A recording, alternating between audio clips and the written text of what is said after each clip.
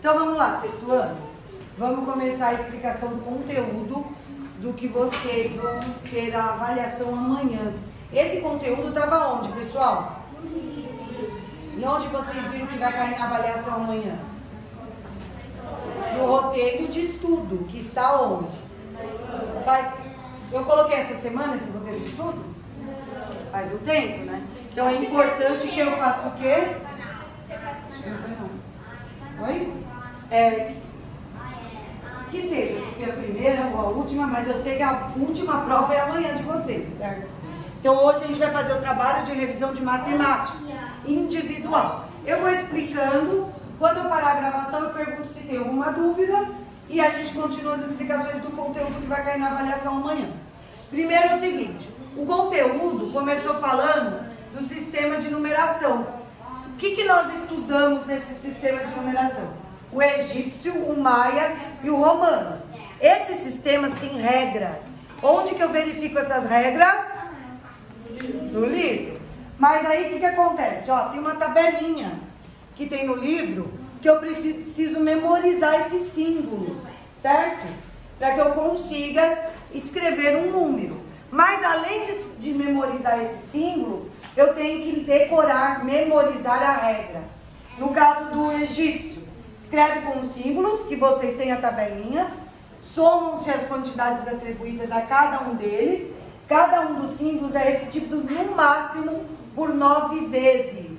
Não passa de 9 cada símbolo, certo? Que nem lembra que tinha o calcanhar?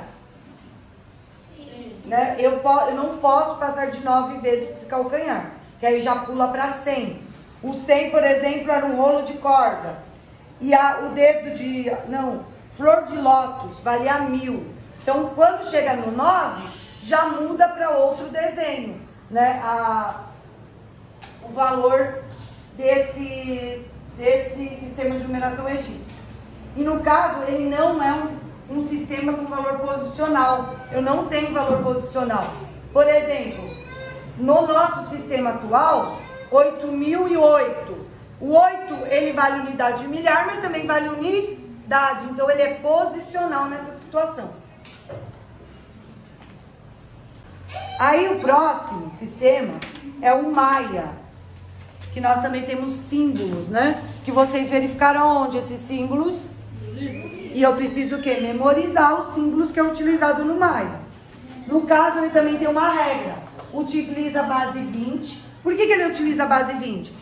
A relação era com os 10 dedos da mão e os 10 dedos do pé. A partir do 19, os números são representados por níveis. Ou seja, na vertical vai subindo, né? Vai modificando esses níveis aqui, ó. Pode ver que vai subindo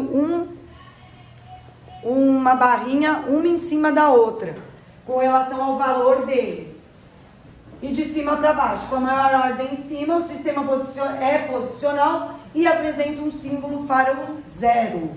Depois, eu tenho o sistema de numeração romano, que tem muitas regras, né? É formado por símbolos que representam valores conforme a posição que ocupa. Representam múltiplos de 10.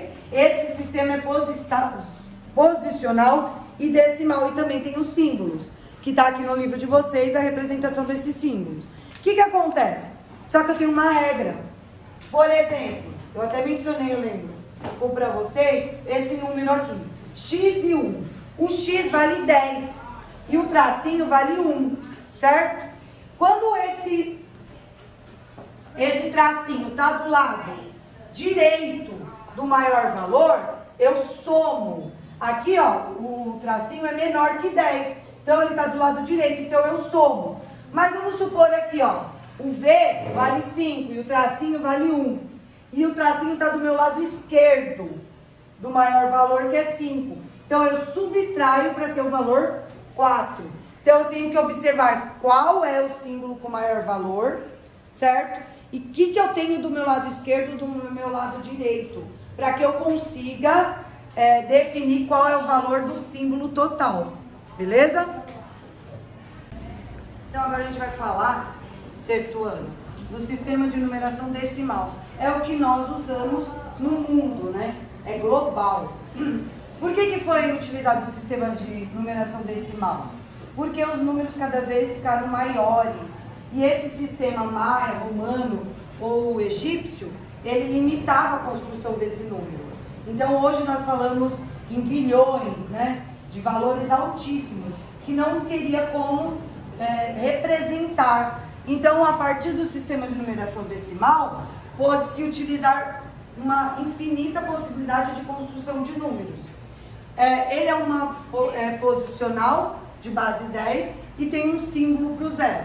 E os algarismos têm valor posicional. Então, eu tenho uma tabela, um quadro de ordens e classes. Como que começa? Sempre pela primeira classe, que é simples. Todas as classes têm unidade, desenho e centena. A primeira classe é classe simples, depois eu tenho a segunda classe, que é a classe do milhar, depois eu tenho a terceira classe, que é a classe do milhão, a quarta classe, que é a classe do bilhão, e aí eu tenho infinitas classes. Mas eu tenho que lembrar que todas as classes têm 3 ordens. Então, se perguntar quantas classes tem esse número? Quantas classes tem esse número? 2 classes. Quantas ordens tem esse número? 1, 2, 3, 4, 5, 6 ordens. Eu tenho que observar essa relação entre ordem e classe. Lembrando que os números são formados por algarismos. O que são os algarismos? De 0 ao 9. E os algarismos são finitos, enquanto o número é infinito.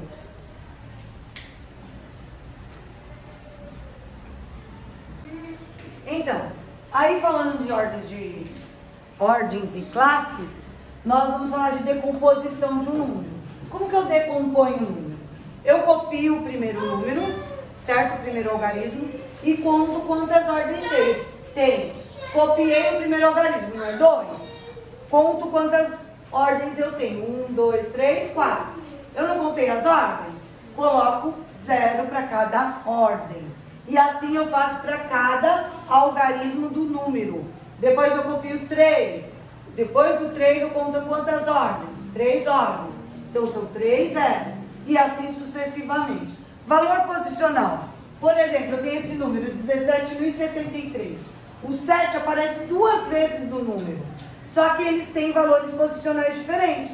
O primeiro 7 vale 7.000. O segundo 7 vale 70. Então, eu tenho que verificar o valor posicional do algarismo em cada construção de número. Depois do conteúdo, vem falando de sequências numéricas. Como que eu descubro a sequência numérica de uma formação de números? Primeira coisa que eu tenho que verificar é a diferença que tem entre um número e outro. Depois que eu vejo essa diferença, eu verifico qual é a operação que eu posso aplicar. Se é adição, subtração, multiplicação e divisão, para definir a construção dessa sequência numérica. Então vamos lá. Um dos conteúdos que eu tenho no sistema de numeração decimal está falando também sobre expressão numérica. São várias operações. O que é uma expressão numérica? São várias operações básicas, como adição, subtração, multiplicação e divisão, no mesmo cálculo. E aí eu tenho uma regra, que é o PENDAS. O que é o PENDAS? Primeiro eu tenho que verificar o que está dentro do parênteses, depois o expoente, se houver, depois multiplicação ou divisão, o que vier primeiro, e depois adição ou subtração, o que vier primeiro. Então aqui eu tenho um exemplo. 27 dividido por 9 mais, parênteses, 12 vezes 4 menos 1, fecha parênteses. O que eu vou fazer primeiro? O que estiver dentro do parênteses. O que tenho dentro do parênteses? Multiplicação e subtração. O que eu faço primeiro? Multiplicação. 12 vezes 4, 48. Aí fica 48 menos 1. O que eu faço primeiro? O que está dentro do parênteses? 48 menos 1, 47. Aí eu vou ter a expressão 27 dividido por 9 mais 47. O que eu vou fazer primeiro? Que a divisão. 27 dividido por 9, 3. 3 mais 47, 50. para eu chegar no resultado do cálculo dessa expressão numérica.